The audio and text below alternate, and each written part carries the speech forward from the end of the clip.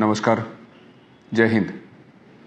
मागील काही दिवसात काही असामाजिक तत्वांकडून सोशल मीडियाच्या माध्यमातून धार्मिक भावना व जातीय भावना दुखावून दोन समाजामध्ये तेढ निर्माण करण्याचे प्रयत्न चालू आहे असे निदर्शनास आलेले आहे. काही ठिकाणी काही स्टेटस, व्हिडिओ क्लिप्स, आक्षेपार्ह मजकूर, SMS अशा प्रकारचे मेसेजेस तयार करून प्रसारित करण्याचे कृत्य काही माध्यमातून केले जात आहे असे निदर्शनास आले आहे. मी एक पोलीस अधीक्षक म्हणून आपल्याला विनंती करू इच्छितो की जिल्ह्यातील सामाजिक सौहार्द बिघडवणाऱ्या कोणत्याही व्यक्तीची गय केली जाणार नाही याची आपण नक्कीच खबरदारी घेत आहोत. अशा प्रकारचे मेसेजेस फॉलो करणाऱ्यांमध्ये असे निदर्शनास आले आहे की बहुतांश हे यंगस्टर्स आहेत, 19 ते 30 वर्षातील मुलं आहेत. आणि त्यामुळे विशेष करून मी पालकांना ही विनंती करू इच्छितो की आपले जे पाल्य आहेत त्यांच्यावर आपल्याला लक्ष ठेवायचं आहे.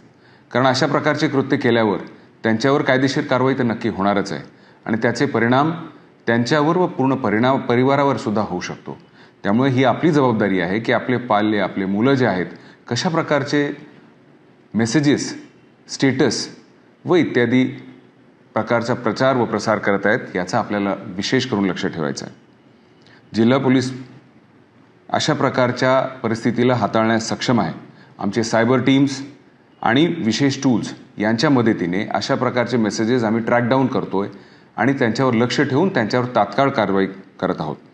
आणि म्हणून मी आपल्या सर्वांना आवाहन करतो की सोशल मीडियाचा अतिशय जबाबदारीने वापर करावा आणि त्या माध्यमाने कोणत्याही प्रकारचा तेढ निर्माण होईल अशा प्रकारच्या पोस्ट बनवू नका अथवा फॉरवर्ड करू नका.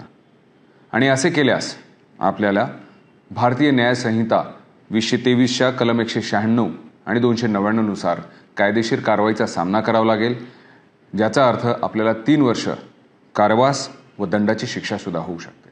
पुन्हा एकदा आपल्या सर्वांना आवाहन की अशा कोणत्याही प्रकारच्या पोस्टला बळी पडू नका, त्याचा प्रचार व प्रसार करू नका. जय हिंद, जय महाराष्ट्र.